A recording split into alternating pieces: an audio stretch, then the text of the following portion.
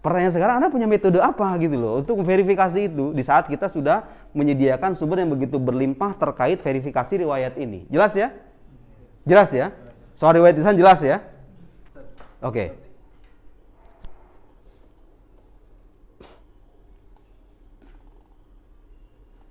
Nah, ini satu perkataan dia.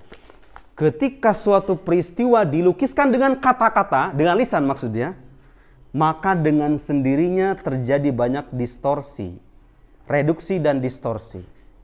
Ya nggak cuma kata-kata, tulisan juga sama ya. Tulisan juga sama gitu loh. Tugas kita itu memverifikasi berdasarkan bukti-bukti yang ada. Ini benar sahih atau tidak. Nah, para muhaddisun punya metode itu, sudah kita paparkan tadi. Oke, soal. Seperti yang di buku itu, intinya dia pengen nyampein kalau validasi khobar yang benar itu lewat tulisan. Iya, bukti-bukti material. Itulah alasan kenapa dia mengatakan syahadat itu bukan dari Nabi. Syahadat Islam itu bukan dari Nabi. Ya benar. La ubalik, saya nggak melebih-lebihkan itu. Dia bilang syahadat itu bukan berasal dari Nabi. Coba apa? Dan argumennya agak lucu. Karena kita nggak punya bukti numismatik. Oh, ya, seolah-olah terasa keren kan? Maksudnya bukti numismatik itu bukti berupa koin. Bukti material kan maksudnya kan? Untuk menunjukkan bahwa kredo ajaran Islam itu, prinsip ajaran Islam yang dua itu, asyhadu an la ilaha illallah wa asyhadu anna muhammadar rasulullah, tulisan kayak begitu itu katanya baru ditemukan pada dinasti Bani Umayyah di masa Al-Malik bin Marwan. Kalau kita ikuti logika semacam ini, bayangkan ya. Misalnya nggak pernah ada tuh tulisan koin prasasti yang bertuliskan syahadat itu. Baru muncul tahun 1995 misalnya, ketemu. Artinya apa? Logika dia itu mengatakan apa? Yo kalau begitu syahadat itu berasal dari tahun 1995. Padahal yang kita tahu, ketidaktahuan kita tentang suatu bukti, dalam hal ini bukti material, itu bukan alasan untuk menafikan adanya bukti itu sendiri. Ya, jelas nggak? Jelas dong. Gak bisa Anda mengatakan, boleh jadi dia ada, tertulis dalam kertas, tertulis dalam prasasti, dalam bentuk koin, tapi nggak sampai ke kita. Dan kalaupun dia bersandar pada argumen semacam itu, gitu ya, kita katakan, Nabi Muhammad itu datang ke dunia ini buat apa sih sebetulnya? Ngaku kan, bahwa dia adalah utusan Allah, ya nggak? Ini pertanyaan saya dan pertanyaan kita semua. Ya kalau syahadat itu bukan dari Nabi, lantas orang-orang zaman dulu tuh kalau pengen ikut sama Nabi ngomongnya apa? Ya nggak? Tanpa Anda harus buktikan secara material, bukti-bukti material, logika, common sense kita itu sudah mengatakan, ya kalau Nabi Muhammad bilang sebagai Nabi, menyampaikan ajarannya kepada semua manusia, mengajak orang lain beriman, ada orang ingin masuk ke dalam ajarannya, mau gak mau kan? Dia harus berikrar apa? Tuhan itu Esa, kan itu ajaran utama yang dia bawanya, dan beliau adalah dan itulah inti syahadat. Hanya karena tidak ada bukti tertulis, berupa tulisan asyhadu alla, dengan alasan katanya Quran sendiri nggak memuat itu. Quran sendiri nggak memuat itu, nggak memuat tulisan asyhadu. Memang benar sih, ya nggak? Tapi kok sebego itu gitu loh kira-kira. Asyhadu an la ilaha illallah wa asyhadu anna muhammadar, kan nggak harus gitu ya? Kan nggak harus. Sorry, saya terlalu kasar. Nggak apa-apa lah. Ya emang begitu ya. Dari mana? Itu reasoning yang nggak masuk akal gitu loh. Hanya karena Anda menemukan sebuah bukti materi di suatu masa, ditarik kesimpulan bahwa kalau begitu ini berasal dari masa ini. Nggak begitu. Boleh jadi dia ada di masa yang lalu, tapi kita nggak tahu dan nggak sampai kepada Anda. Ketidaktahuan Anda bukan alasan untuk meniadakan, ya nggak? Kemudian kita juga katakan bahwa sumber historis itu nggak selamanya berupa tulisan, berupa bukti-bukti fisikal, bukti-bukti arkeologis, ya kan? Tapi kita juga bisa bersandar pada informasi-informasi lisan. Kalau dan sekarang syahadat, coba bayangkan berapa miliar umat manusia yang mengucapkan syahadat, dan dari mana mereka mendapatkan itu? Salat itu kita terima dari mana? Jelas sanadnya kan kita itu. Paham ya? Paham ya? Bagaimana Anda menjawab untuk menegaskan bahwa informasi lisan itu sah, valid, dan bisa dijadikan rujukan dalam membuktikan atau menarasikan sejarah Islam atau hal-hal yang berkaitan dengan doktrin-doktrin keagamaan dalam Islam. Oke? Baik, sekarang kita akan baca bukunya. Itu satu kritik. Sebenarnya masih banyak kritik-kritik lain. Kemudian kritik, oke. Saya sedikit menyinggung dua hal lagi, karena ini penting dan ini sering diulang-ulang. informasi yang Anda terima dari kitab-kitab orang-orang Islam itu banyak pertentangan, banyak kontradiksi, memuat kontradiksi. Karena adanya kontradiksi ini, ditarik kesimpulan, kalau begitu ini tidak terpercaya. Oke. Menurut Anda itu masuk akal apa enggak? Jadi ada sebuah informasi yang berlimpah, bertentangan satu sama lain. Pertentangan informasi ini dijadikan landasan untuk membatalkan kesahihan informasi itu sendiri. Masuk akal nggak itu? Oke, kenapa? Kenapa ya, Kang? Pernah nggak dengar orang kayak gitu? Saya berkali-kali tuh di bukunya Dawkins dia bilang agama itu semuanya salah. Karena orang beragama itu punya konsep ketuhanan berbeda-beda. Kristen bilang begini, Islam bilang begini. Hayalan doang itu tuh kayak gitu. Loh, Anda sedang menjadikan pertentangan keyakinan itu sebagai alasan untuk membatalkan kesahihan keyakinan itu sendiri kan sebetulnya. Reasoningnya sama gitu loh. Pertentangan ada, ditarik kesimpulan, ini informasi yang nggak valid. Jelas nggak? Kenapa kalau misalnya kita bilang nggak bisa begitu tuh kenapa?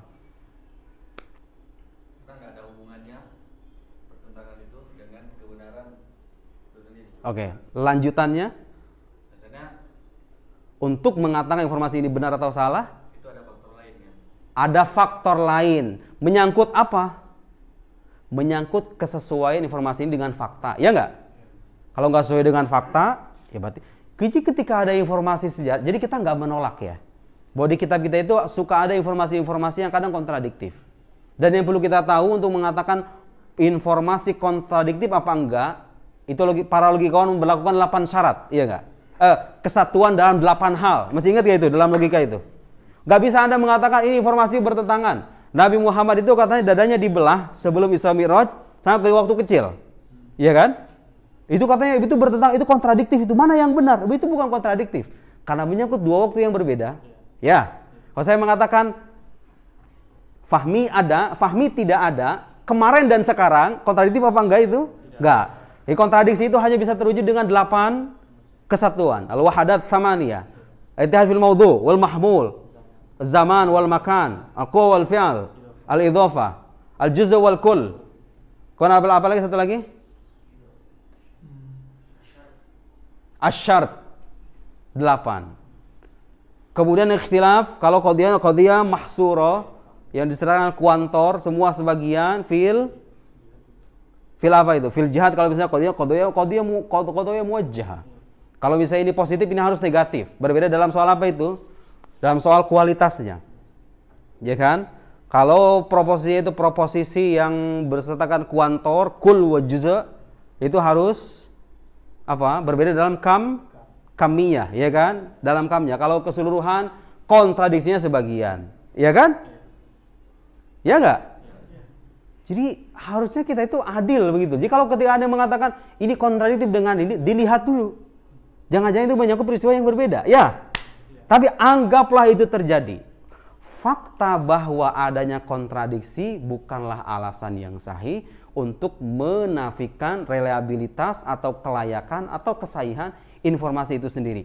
Karena untuk mengatakan informasi itu sahih apa enggak, itu faktornya banyak. Keterpercayaan sumber, ya. Kesesuaian dengan fakta, ya kan? Kemudian kredibilitas orangnya, dia terpercaya apa enggak? Maksudnya hafalannya kuat apa enggak? Dan seterusnya, ya. Ketika Anda dihadapkan dengan pertentangan, yang Anda lakukan itu bukan menolak, tapi apa? Melihat bukti-bukti yang ada kira-kira mendukung informasi yang mana, gitu loh, paham nggak? Ya, ketika ada klaim bertentangan, Islam mengatakan Tuhan begini, Kristen mengatakan begini, Hindu mengatakan begini, beda semuanya. Sikap yang ilmiah itu mengharuskan kita melihat ini landasannya gimana, landasannya sahih apa enggak. Kalau landasannya terbukti sahih, berarti ini yang sahih, yang ini salah gitu loh. Paham ya? Saya kira itu hal yang masuk akal. Hal yang masuk akal dan ilmiah kan? Metode semacam itu. Ketimbang ada mengatakan ini bertentangan, jelas ya. Kemudian yang gak kalah penting itu, informasi sejarah itu berkaitan banyak memuat kepentingan ideologis, kepentingan sektarian. Orang-orang Syiah itu punya hadis-hadis yang bisa menjustifikasi keyakinan mereka. Orang Ahlussunnah juga begitu. Punya hadis-hadis yang bisa mengukuhkan mazhab mereka untuk mengkritik orang-orang Syiah. Orang-orang Wahabi juga begitu. Ada kepentingan-kepentingan mazhab. Itu satu kenyataan yang sejak awal disadari oleh orang-orang Islam. Ya. Karena itulah gunanya ilmu jarh wa ta'dil, mustalah hadis itu untuk melihat mana riwayat-riwayat yang bisa memuat kepentingan ideologis, mana yang tidak gitu loh, paham nggak? Kalau terbukti bahwa fulan, jadi gini loh, ada satu ketentuan dalam ilmu jarh wa ta'dil itu, kalau seseorang terbukti sudah berbohong, misalnya ada orang Syiah, dia menemukan sebuah hadis, dinisbatkan kepada Nabi, hadis itu terbukti bahwa dia itu tidak pernah terjadi, penisbatan itu, diakui itu sebagai dari Nabi. Terbukti dia berbohong, maka semua riwayat dia itu ditolak. Kalau terbukti dia berbohong dan meriwayatkan hadis untuk kepentingan mazhabnya, paham nggak? Jadi prinsipnya, ilmu jarh wa ta'dil itu, prinsip itu suudzon gitu loh. Jangan terima dulu sebelum dia benar-benar, iya benar, seperti itu suudzon. Suudzon kalau kata orang Sunda, suudzon. Orang Sunda nggak bisa nyebut Z ya, nggak bisa nyebut Z.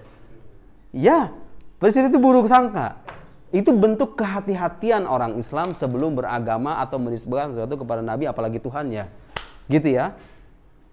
Jadi bahwa itu muat kepentingan ideologis, kita mengakui itu. Tapi apakah semua hadis, semua narasi sejarah itu punya kepentingan ideologis? Itu hanya mungkin disampaikan oleh orang, dua kemungkinan. Satu, orang bodoh. Kedua, orang yang sengaja menutupi fakta. Iya kan? Ya, jelas. Oke. Di luar sana ada kritik-kritik lain yang barangkali bisa kita lewati, bisa kita paparkan di sela-sela membaca kitab. Saya kira jelas ya, bahwa kenyataan narasi atau cerita atau penjelasan tentang agama Islam ini, sejarah kemunculan Islam ini, ditulis belakangan, itu tidak serta-merta dijadikan alasan untuk menafikan kesahihan itu sumber itu sendiri. Karena yang ditulis belakangan ini punya landasan periwayatan lisan yang merefer atau merujuk kepada saksi-saksi yang pertama. Paham nggak? Dalam hal ini siapa? Para sahabat. Dan kita punya hazanah itu untuk membuktikan itu. Oke. Kemudian kalau dikatakan penuh kontradiksi suatu riwayat atau antar beberapa riwayat bukanlah alasan untuk menafikan kesahihan riwayat itu sendiri. Oke. Justru hukum kontradiksi mengatakan kalau ini benar, ini salah. Kalau berdasar fakta-fakta yang ada ini benar, maka ini pasti salah kontradiksinya. Kalau itu kontradiksi ya, dengan syarat-syarat yang tadi kita sebutkan itu. Kemudian kalau dikatakan sumber lisan tidak terpercaya secara historis, kita sudah buktikan bahwa sumber lisan itu kalau termasuk kategori riwayat mutawatir tidak bisa kita nafikan kesahihannya. Hatta dalam kehidupan sehari-hari sekalipun. Kalau dikatakan hadis-hadis dan riwayat itu memenuhi kepentingan ideologis, kita nggak menafikan itu, cuman Anda harus sertakan buktinya.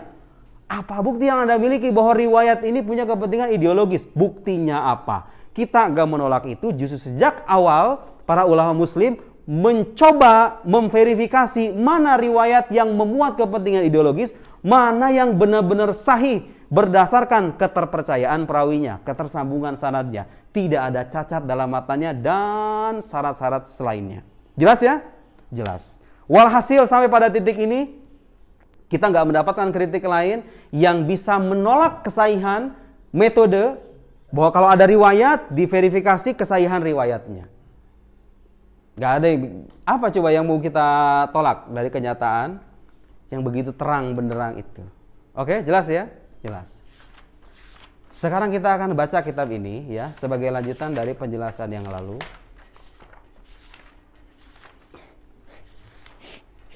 Kemudian saya satu lagi nih, saya masih ingat di satu halaman bukunya dia mengatakan jadi salah satu problem orang-orang barat mungkin secara umum ya, itu nggak memandang informasi wahyu sebagai informasi sejarah. Jadi mereka hanya memandang itu hanya sebagai objek keimanan umat muslim saja. Bukan satu kesimpulan historis, bukan kesimpulan sejarah. Wahyu itu bukan bagian dari sejarah. Apa katanya alasannya? Karena hukum alam itu bersifat pasti. Jadi seorang sejarawan itu terikat dengan ketentuan-ketentuan universal di alam semesta ini. Jadi manusia itu dari zaman dulu ya gitu-gitu aja. Dia terlahir dengan adanya proses yang sama dengan orang-orang zaman sekarang. Ketika mereka lapar, mereka makan, mereka merasakan kenyang. Zaman sekarang juga begitu. Ketika dulu mereka itu memasak, ada api yang di sana, api itu membakar, sekarang juga begitu. Universal hukum alam semesta itu. Seorang sejarawan yang objektif itu terikat dengan hukum-hukum alam yang bersifat universal itu. Itu namanya musadarah al matlub ya. Jadi Anda itu sebelum sampai pada kesimpulan ini harus buktikan terlebih dulu bahwa hukum alam semesta ini adalah sesuatu yang sifatnya niscaya. Dengan demikian dia tidak mungkin mengalami perubahan, ya enggak? Kalau Anda mengatakan bahwa hukum alam itu pasti, oke, perhatikan logikanya. Hukum alam itu pasti, begitu? Perhatikan. Yang Anda bicarakan objeknya kan alam semesta. Kemudian Anda mengatakan pasti, dan seorang sejarawan terikat dengan kepastian hukum alam itu. Saya sekarang mau nanya kepada Anda, alam yang Anda sebutkan bersifat pasti ini, status ontologisnya gitu, sesuatu yang kontingen itu artinya mungkin, mengalami perubahan, bisa jadi ada, bisa jadi nggak ada, atau dia itu niscaya. Kalau Anda mengatakan alam itu niscaya, berarti dia sama dengan Tuhan dong, ya? Tidak mengalami perubahan, ya nggak? Tapi kalau Anda sejak awal memposisikan alam semesta itu sebagai sesuatu yang mungkin, bisa jadi ada, bisa jadi nggak ada, bisa jadi terjadi, bisa jadi enggak, konsekuensi logisnya, nggak bisa Anda mengatakan hukum yang berlaku dengan alam semesta itu bersifat pasti. Karena itu bertentangan dengan status ontologisnya, ya nggak? Jelas ya? Jelas ya? Itu hanya omong kosong saja. Siapa yang mengatakan, ketika Anda mengatakan hukum alam bersifat pasti, itu sandarannya apa? Sandarnya kan hanya keberulangan aja. Ya, keberulangan aja. Dulu tuh orang melihat api bisa membakar ini, berulang-ulang. Nah, kalau kita merujuk pada penjelasan Asy'ariyah itu mimbabil iqtiran gitu ya. Kebersalingan aja sebetulnya. Ada sesuatu dikatakan dengan api, terjadilah kebakaran. Tapi bukan berarti bahwa api itu memberikan dampak pada dirinya sendiri dan gak bersifat pasti gitu loh. Nah ini juga saya pengen mengoreksi ya. Kesalahan sebagian orang yang kerap menuduh orang Asy'ariyah itu mengingkari hukum kausalitas. Misalnya, itu saya nyimak berkali-kali waktu di Indonesia ya. Saya baca beberapa buku di Indonesia.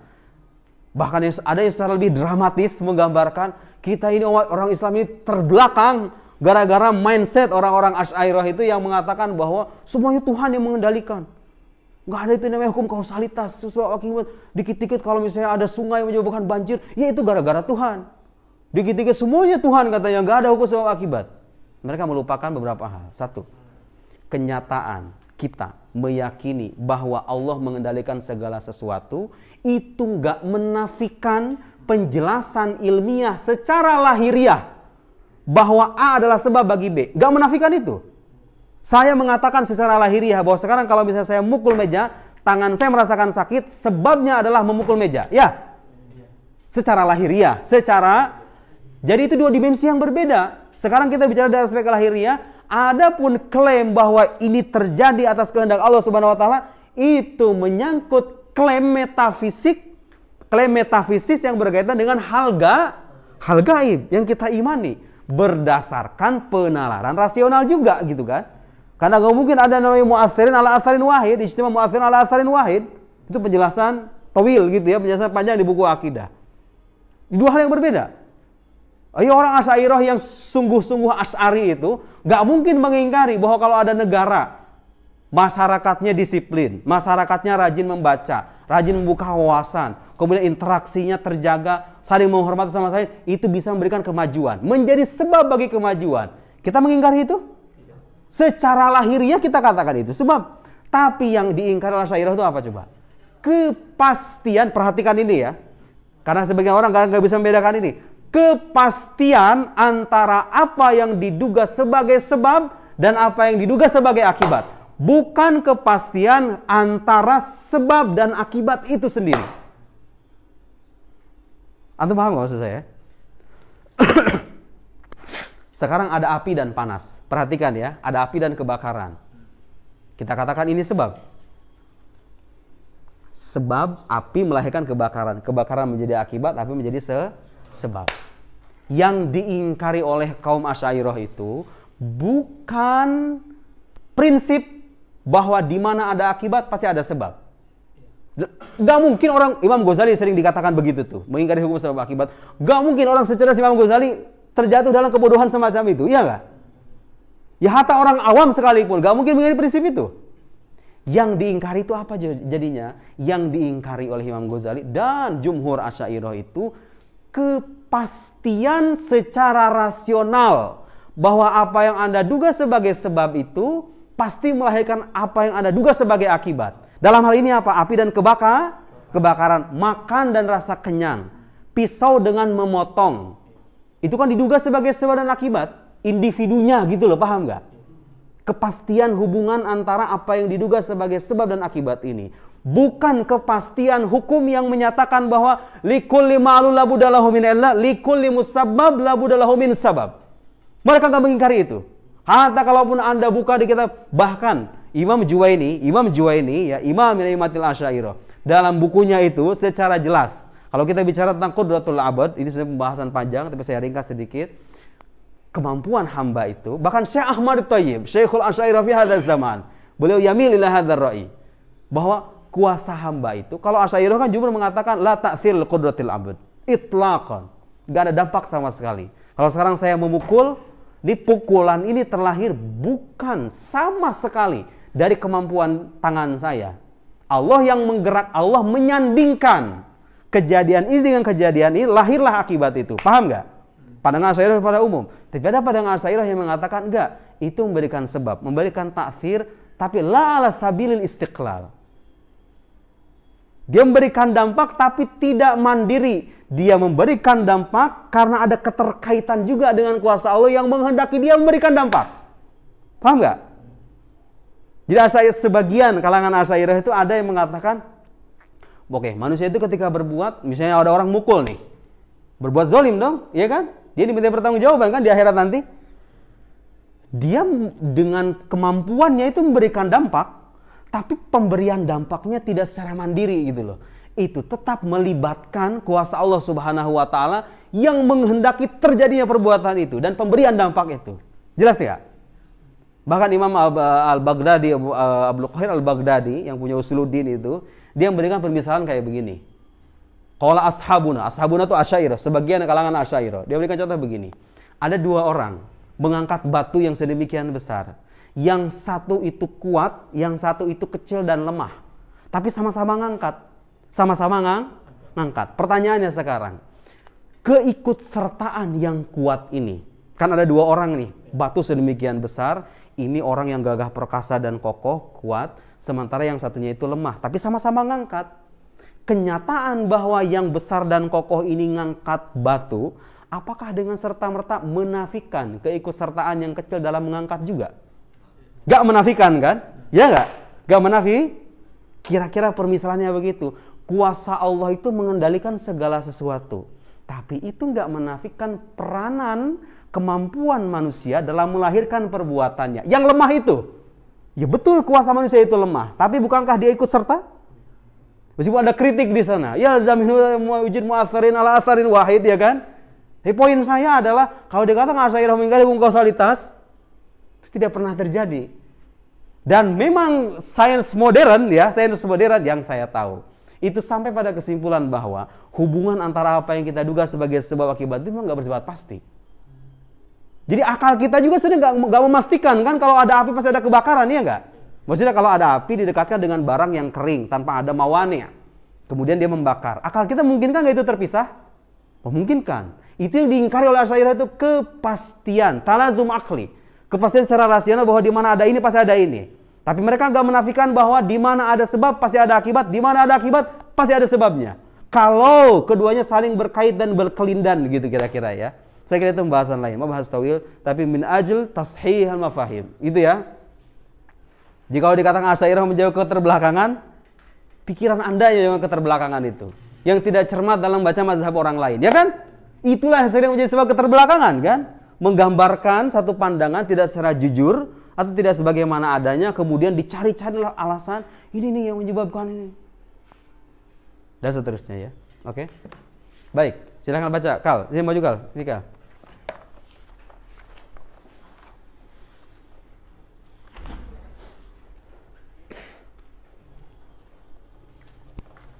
Kita sampai halaman 44 kemarin.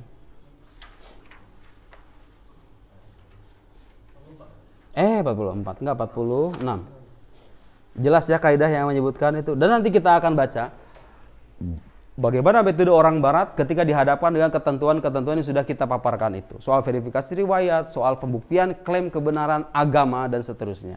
Sekarang kita lengkapi dulu penjelasan tentang penjelasan metode kaum muslim ya. Wa tafsilul amr, udah kemana jelas ya itu kaidahnya ya. In kuntum mukhbiran fasiha aw mudaiyan fadl. Wa tafsilul amr fi dzalik. Ini ada satu poin yang menarik. Silakan dihapus dulu. Siapa? Sep, hapus Sep. Kal baca Kal. Aywa. Nah, wa tafsilul amr, wa tafsilul amr. Wa tafsilul amri fi dzalika anna mawdu'al bahsi la yakhlu da'iman min ay yakuna khabaran manqulan aw da'wa mas'umatan. Fa amma ma qad yakunu minhu khabaran fa innal bahsa fihi yanbaghi ay yakuna mahsuran fi tahqiqin nisbati. bainahu wa baina masdari. Jelas ya. Kalau informasi harus dipastikan kesahihan nisbatnya. Idhiyal lati takunu matharan lil ihtimali wa dakhilati lati waraibi. Sakin taslam. Sakin taslam. Pernah dengar istilah itu enggak? Ya kalau nggak mau dicela orang, Anda secara nahu salah ya. Sakin. Sukunkan aja akhirnya. Kan ilmu nahu tugasnya ngasih tahu akhir dari kalimat kan? Ini marfu, mansub, majrur. Oke, saya mau selamat dari kritik. Disukunkan aja semuanya. Ar-raibi, ar-raib. Bas. Aduh, kok Anda macam ar-raib? Enggak. Sebenarnya itu ar-raibi gitu loh. Tapi saya sukunkan supaya selamat dari kritikan. Itu jadi saya dengar ungkapan itu dari Abbas Mahmud Al-Aqad. Ungkapan itu ya, meskipun itu tuh ungkapan populer orang Arab sebetulnya. Jokesnya orang Arab. Abbas Mahmud Al-Aqad itu dulu pernah, dan dia seorang penulis besar ya, bila munazia, mufakkir kabir, imlaq. Abbas Mahmud Al-Aqad itu pernah diprediksi sama Muhammad Abduh itu. Waktu sekolah katanya, waktu sekolahannya itu, waktu SD apa SMP. Jadi saya cuma SMP, waktu SD. Dia itu hidup di daerah Aswan. Di Aswan itu pernah Syekh Muhammad Abduh ya, Syekh Muhammad pasti tahu kan, datang ke Aswan kemudian masuk ke kelasnya Abbas Aqad. Dia ceritakan tadi bukunya yang Ana. Saya menggemari itu bukunya Abbas Aqad itu karena dalam luar biasa. Orang yang lulusan SMP loh, bayangin, tapi bisa sedalam itu membuat argumen. Bilang Muhammad Abduh itu, waktu itu di sekolahannya katanya suka ada pilihan begini. Kalau ada dua hal yang bertentangan, Anda milih yang mana? Ada ujian kayak begitu dari gurunya itu. Kalau Anda dihadapkan dengan perang dan damai, milih mana? Ya orang awam pada umumnya milih damai dong, iya enggak? Abbas Aqad milih perang. Dan ciri penulis hebat tuh begitu. Dia mampu mencari celah yang tidak dipikirkan oleh orang banyak. Tapi bukan ngaco juga gitu loh, tapi dia tetap menyertakan alasan-alasannya. Kata Muhammad Abduh ketika mendengar penjelasan Abbas Aqad yang unik, menarik dan di luar cara berpikir orang banyak itu, dia kata, ma ajdaru hadza ayyakuna katiban ba'du. Saya masih ingat kata Abbas Aqad, ngomongnya itu ba'du, bukan ba'd. Bukan sakin taslam itu, bukan disukurkan. Ma ajdaru hadza ayyakuna katiban ba'du. Orang ini itu layak suatu saat nanti menjadi seorang penulis. Tahaqqaq. Terbukti. Abbas Aqad di kemudian hari menjadi orang besar, karya-karyanya meluas di dunia Arab, diakui oleh banyak sarjana, hatta orang-orang yang belajar ke Eropa sekalipun, hatta oleh Grand Syekh Al-Azhar sendiri, Grand Syekh Al-Azhar, huwa man huwa gitu ya, mengagumi Abbas Muhammad Aqad, gitu ya. Nggak tahu saya juga belajarnya dari mana itu Abbas Aqad itu, iya kan ya? Tapi bukan seorang ulama ya, bukan ulama bermakna daqiq, beliau seorang musaqqaf, mufakir. Dan yang menarik itu biasanya orang kalau belajar tanpa guru itu biasanya penyeleneh itu kan banyak ya. Iya kan? Abbas Aqad itu enggak. Di mustaqim gitu, pikiran-pikirannya itu luar biasa. Ada sih beberapa celah misalnya di bukunya yang Allah itu. Pernah lihat ya Abbas Aqad judulnya Allah itu.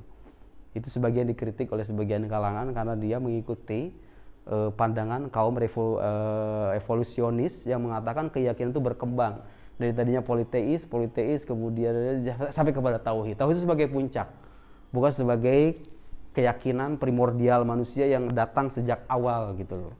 Itu di antara kritikannya. Tapi secara kulihal, semua buku Abbas Aqad itu hampir layak dibaca ya. Meskipun kalau kita baca di awal tuh agak sedikit kesusahan karena bahasanya tuh padat. Abbas Aqad. Oke, lanjut. in zalal ihtimal wanjabatil ghasyah in basaqat min zalikal khabar. Khobar apa khobari itu? Khobari. Khobar diamalin langsung sama dia tuh. Iya juga ya. Lah kalau baca kayak gitu aja lah. Sakin taslam. Selamat Anda udah.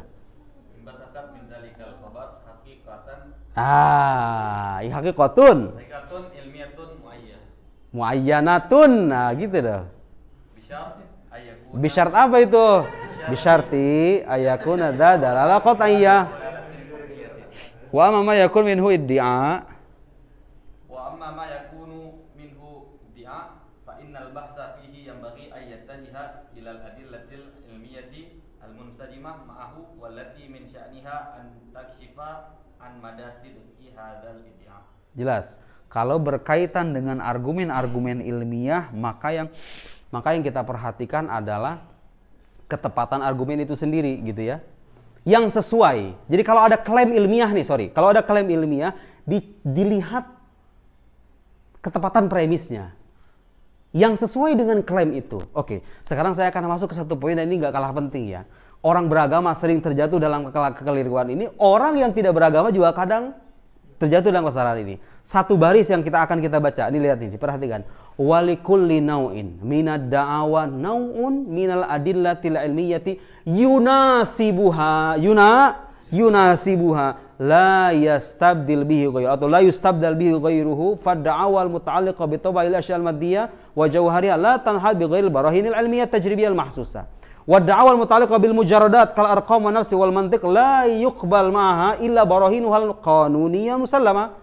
Wad-da'awa al-muta'alliqa bil huquq wal ahwal al-madaniyah la yanfa' ma'aha illa al-bayyinat wal hujaj muttafaq ala dhurrat irtibatihha biha wa hakadha la tusbih ad-da'wa haqiqatan ilmiyatan thabitatan illa ba'da ay yaqtarina biha daliluha alladhi yunasibuha. Perhatikan.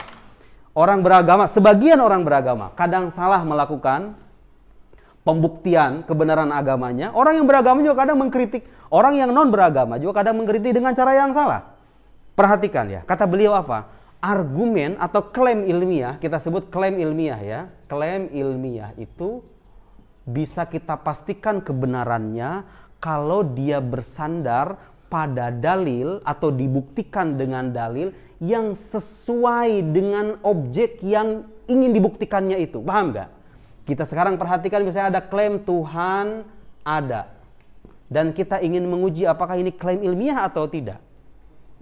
Oh itu cuma iman doang. Iya, nggak bisa begitu. Anda harus buktikan dulu kalau itu cuma sekedar iman doang. Anda punya buktinya apa enggak? Kalau Anda nggak punya buktinya, kita harus dijajarkan terlebih dulu. Semua klaim itu yahtamil sidq wal kadzib, ya kan? Semua qadiyah, semua proposisi itu begitu. Mau itu berkaitan dengan agama, begitu dengan hubungan sosial, apapun itu. Kalau kita ingin membuktikan secara ilmiah, dilihat pembuktian ini atau dalil ini sesuai atau tidak dengan objek yang ingin dibuktikan itu. Dalam hal ini apa? Tuhan. Sekarang pertanyaan dasarnya, wujud Tuhan ini berasal dari alam semesta atau saya nggak mengatakan di luar alam semesta. Karena mazhab Asy'ariyah mengatakan Allah kharijul alam wa la dakhilah. Sebagai orang Wahabi itu nggak bisa nerima itu loh. Kok bisa Anda katakan tidak di luar tapi tidak di dalam? Nggak ada dong kalau gitu. Anta ta'bud ma'duman ya akhi. Anta ta'bud ma'dum. Masalah ukhra ya. Itu pertanyaan, itu diskusi lain. Saya kira karena gitu mau Asy'ari udah paham lah. Tapi jangan-jangan antum nggak paham. Jangan-jangan itu urusan lain lah. Perhatikan, kalau dia berbeda dengan alam, alam itu bersifat fisik atau metafisik? Alam semesta itu indrawi kan, bersifat fisik kan. Tuhan yang menciptakan alam pastilah bukan bagian dari alam semesta. Karena kalau Anda mengatakan Tuhan itu bagian dari alam semesta, itu sama saja dengan Anda memungkinkan adanya sesuatu bergantung kepada sesuatu yang lain, sesuatu yang lain pun ini bergantung kepada sesuatu itu. Wahada muhal. Iya kan? Jadi sangat logis kalau kita katakan yang menciptakan alam pasti berbeda dengan alam. Memang harusnya begitu. Harusnya begitu. Oke. Karena dia itu bersifat metafisik. Bagi yang nggak tahu metafisik itu artinya non fisik lah ya. Di balik fisik, meta itu artinya waro. Di balik beyond, di balik fisik, ya non fisik atau metafisik. Metafisik, maka dalilnya itu juga harus bersandar pada dalil yang melibatkan hukum metafisika. Gak bisa kita mengatakan Tuhan ada karena alam ini begini. Gak hanya begitu aja. Dalam penarikan kesimpulannya harus ada peranan hukum metafisika di sana. Karena wujud Tuhan ini bukan wujud fisikal. Seperti halnya alam semesta. Perhatikan begini. Anda mengatakan bukti keberadaan Tuhan itu adalah alam. Oke. Orang berhak untuk bertanya, alam ini wujudnya wujud fisik atau metafisik? Wujud fisik. Coba kalau orang ateis yang kritis, dia akan mengatakan, bagaimana Anda sekarang bisa sampai pada kesimpulan akan adanya wujud yang metafisik dari premis yang menyertakan sesuatu yang bersifat fisik? Gak matching dong, ya nggak? Oke, sekarang harus kita katakan bahwa saya nggak hanya menyandarkan klaim keberadaan Tuhan pada keberadaan alam semesta saja. Saya nggak mengatakan begitu. Para teolog nggak mengatakan begitu. Bedakan antara hanya bersandar pada keberadaan alam dengan menjadikan kenyataan alam sebagai salah satu premis yang saya bangun untuk sampai pada pencipta alam. Itu dua hal yang berbeda. Yang dilakukan oleh para teolog menjadikan alam itu sebagai bagian dari premis, kan? Bukan sebagai sandaran utama. Tahu nggak apa yang menyebabkan kita atau yang melahirkan keyakinan kita bahwa Tuhan itu ada? Bukan hanya ini sebetulnya. Alam itu, kita muat sekarang dalilnya para teolog. Alam itu ada dari ketiadaan. Segala sesuatu yang ada dari ketiadaan, ada yang mengadakan, gitu kira-kira ya. Kesimpulannya apa? Alam itu ada yang mengadakan. Kita hafal semua ini. Perhatikan. Yang melahirkan kesimpulan ini ada, atau alam itu ada yang mengadakan, itu bukan hanya ini sebenarnya, ya nggak? Jadi sorry ya, kita nggak mengatakan bahwa Tuhan itu ada hanya sebatas bersandar pada ini. Sesuatu yang bersifat fisik ini. Ada di sana tuh hukum metafisika yang kita sertakan. Apa itu? Hukum sebab akibat yang meniscayakan adanya sebab di balik adanya akibat. Apa yang kita perhatikan di sini? Apa jihad istidlalnya di sini? Apa yang mengharuskan kita sampai pada kesimpulan ini ada? Nih, disinilah terjadi diskusi para teolog. Apakah illat ihtiyaj alam ilal bari azza wa itu al-hudus awil imkan? Pernah dengar perdebatan itu enggak? Sekarang Anda paham ya, kenapa itu penting dipaparkan kalau kita berhadapan dengan orang yang cerdasnya kayak begini. Kecuali kalau orang di luar, ya zaman sekarang beda-beda lah pengetahuan. Orang zaman dulu tuh mikirnya sampai ke situ. Gak bisa kita hanya bersandar pada ini saja. Para mutakalimun mengatakan illat ihtijal alam al-hudus. Al-hudus. Kaul yang rajih mengatakan enggak, al-imkan. Al-imkan. Karena alam semesta itu, mau al-imkan atau al-hudus sama-sama bisa sebetulnya. Tergantung dari sudut pandang yang mana. Kita nggak bicara soal tarjihul aqwal ya. Kebaruan ini, kenyataan bahwa alam itu ada dari ketiadaan. Kebaruan itu maksudnya gitu, wujud ba'dal adam gitu. Lam yakun tsumma kan. Itu kebaruan itu kan keadaan dari ketiadaan itu meniscayakan ada yang mengadakan kan, iya kan? Berdasarkan asas hukum kausalitas. Jadi ini nih, jantungnya tuh ini. Makanya saya bilang tadi di awal kan, karena harus membaca tuh bukunya itu tadi karena dia menjelaskan persoalan-persoalan yang berkaitan dengan hukum kausalitas. Buku Syekh Ahmad Thayyib itu buku penting ya. Karena tanpa Anda buktikan kesahihan ini ya, bagaimana Anda bisa sampai pada kesimpulan yang bersifat metafisik ini? Wujud yang metafisik itu haruslah di sana ada hukum metafisika yang kita sertakan. Jadi kita itu orang beragama menjadikan klaim keberadaan Tuhan ada itu benar bukan hanya karena adanya alam, tetapi karena di sana ada sesuatu dari alam yang meniscayakan adanya sebab yang mengadakan, yaitu apa? Kebaruan atau hudus. Ada dari tiada. Mau menggunakan logika para filsuf, al-imkan, ya kemungkinan. Alam itu kalau diperhatikan wujudnya bisa jadi ada, bisa jadi nggak ada. Sekarang dia ada. Ya otomatis kan keadaan yang terberatkan dari sisi ketiadaan itu meniscayakan adanya sebab kan? Dan lagi-lagi ini berkaitan dengan hukum kausalitas. Makanya saya sering bilang dalam beberapa tulisan, klaim keberadaan Tuhan itu nggak bisa dibuktikan hanya dengan sains, more science gitu. Al-ilmul mahad. Sains murni itu nggak bisa sampai pada kesimpulan Tuhan ada. Dia bisa dijadikan salah satu premis atau muqaddimah atau salah satu sandaran, tapi dia nggak bisa dijadikan sandaran utama. Jelas ya?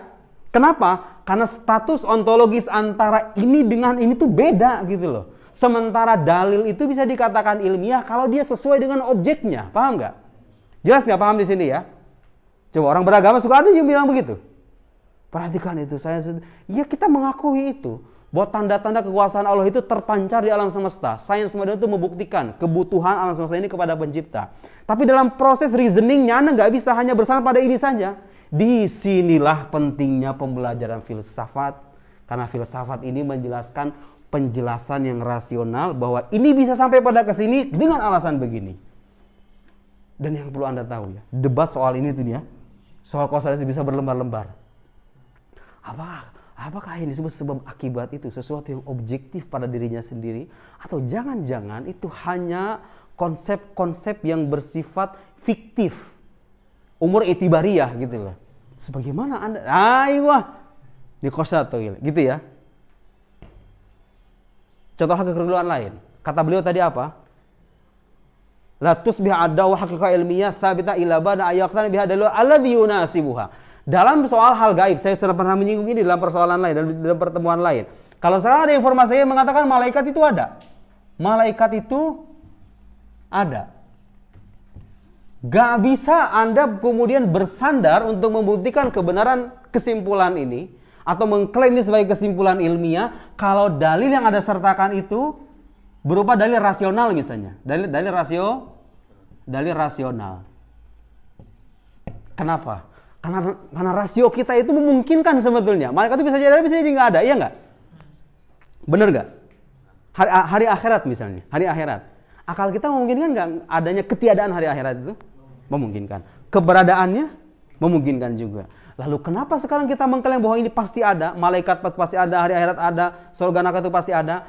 Karena dia, nah perhatikan sekarang, karena ini menyangkut informasi gaib, maka otomatis satu-satunya jalan pembuktian untuk mensahihkan ini harus bersandar pada informasi yang terpercaya, yang berasal dari pencipta alam semesta itu sendiri, yang diantaranya adalah malaikat. Kalau benar ada informasi dari pencipta alam semesta dan dia yang menciptakan malaikat, lalu dia mengatakan malaikat itu ada, dari sisi yang mana kita bisa meragukan, ya enggak?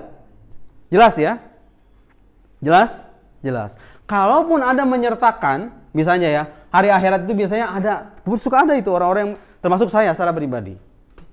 Kadang bilang begini, sekarang itu kita menyaksikan kezaliman, menyaksikan orang-orang yang baik diperlakukan secara tidak baik, orang-orang yang jahat tapi diperlakukan secara istimewa begitu, orang-orang yang zalim tapi dibiarkan kezalimannya. Kalau tidak ada hari pembalasan, bagaimana kita bisa memimpikan keadilan yang sejati? Harus ada di sana, masuk akal sebenarnya kan, dia nggak? Itu cocok untuk orang awam. Kadang saya sendiri melakukan itu. Ya benar kan ya? Kalau kehidupan kita sampai di sini doang, ya gimana dong? Itu orang-orang yang tiap hari sholat tapi hidupnya miskin, semiskin-miskinnya. Makan aja susah. Itu kan terjadi. Ada orang yang kafir gitu kira-kira dikasih kebelimpahan harta duniawi. Kalau sampai di sini doang, gimana? Di mana keadilan itu? Nah, itu kan celah. Itu boleh saja disertakan sebagai penjelasan, tapi sebagai penjelasan pendukung, bukan sandaran utama untuk memastikan bahwa ini benar-benar ada dan klaim ini ilmiah. Jelas ya? Jelas? Adapun klaim bahwa COVID-19 itu berbahaya, gak bisa juga Anda kemudian bersandar, gak bisa ini, ada firman, ada sabda Nabi Sallallahu Alaihi Wasallam yang mengatakan begini. Padahal hadisnya masih diperselisihkan misalnya gitu ya. Kira-kira misal ini mah dipertentangkan dengan hasil kesimpulan ilmiah melalui pengalaman yang berulang-ulang itu. Lalu Anda tarik kesimpulan ini salah karena ini benar.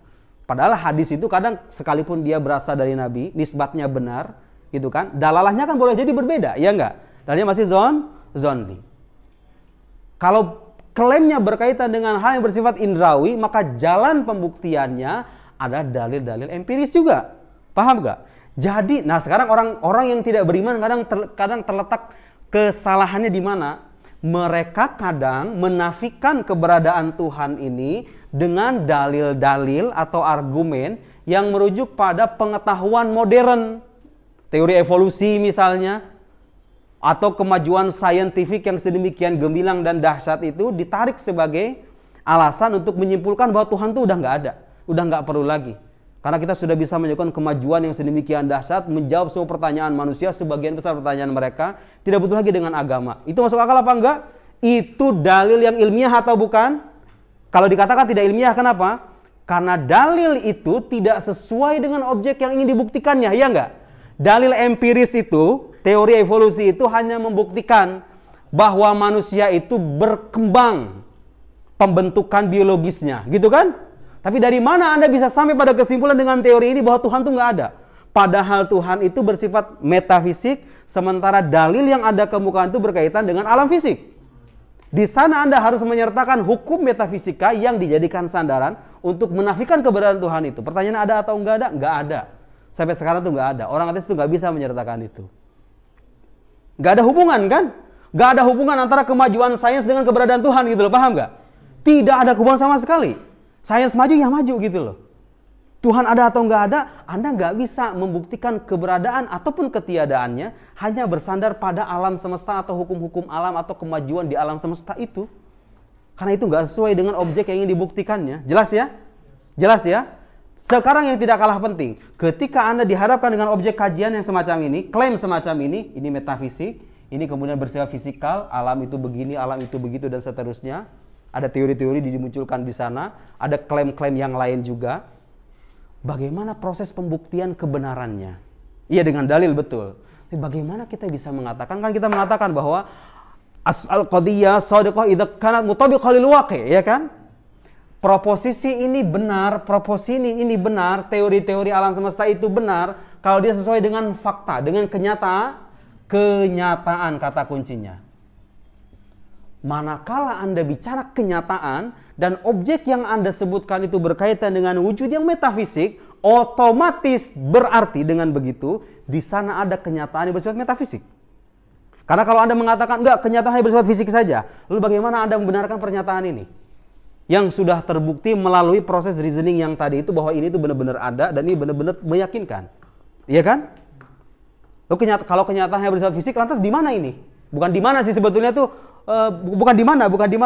Tapi bagaimana Anda melakukan klaim ini gitu loh. Kalau Anda ingin membatalkan ini, bukti bahwa klaim ini bersandar pada dalil dan dalilnya terbukti meyakinkan menjadikan salah satu alasan bahwa di sana ada waqi', ada kenyataan yang bersifat metafisik juga gitu loh. Paham nggak? Paham ya? Dan ketika Anda berkaitan dengan klaim-klaim yang bersifat empirik, klaim-klaim yang berkaitan dengan alam semesta, maka kenyataan yang dimaksud adalah kenyataan empirik juga gitu loh, paham nggak? Kenyataan di alam luar. Pernyataan malaikat itu ada sesuai dengan kenyataan. Mana kenyataannya? Bukan kenyataan empirik, bukan kenyataan indrawi. Karena sejak awal wujud malaikat bukan wujud indrawi. Dari mana Anda mengatakan bahwa ini benar? Karena adanya sumber yang terpercaya berasal dari Allah Subhanahu wa taala. Terbukti secara meyakinkan kesahihannya, terbukti sisi-sisi keilahiannya, dia yang menciptakan alam semesta, dia mengabarkan bahwa ada makhluk ini. Dari mana saya bisa mendustakan itu? Berarti dia sesuai dengan kenyataan yang sesuai dengan dirinya gitu loh. Kenyataan yang bersifat non-fisik. Jelas ya? Jelas ya? Oh, habis baterai. Astagfirullahaladzim. Baik. Saya cukupkan sampai di sini, selebihnya pertanyaan. Subhanakallahumma bihamdika asyhadu an la ilaha illa anta astaghfiruka wa atubu ilaik. Shallallahu ala sayyidina Muhammad wa ala alihi wasallam. Wassalamualaikum warahmatullahi wabarakatuh.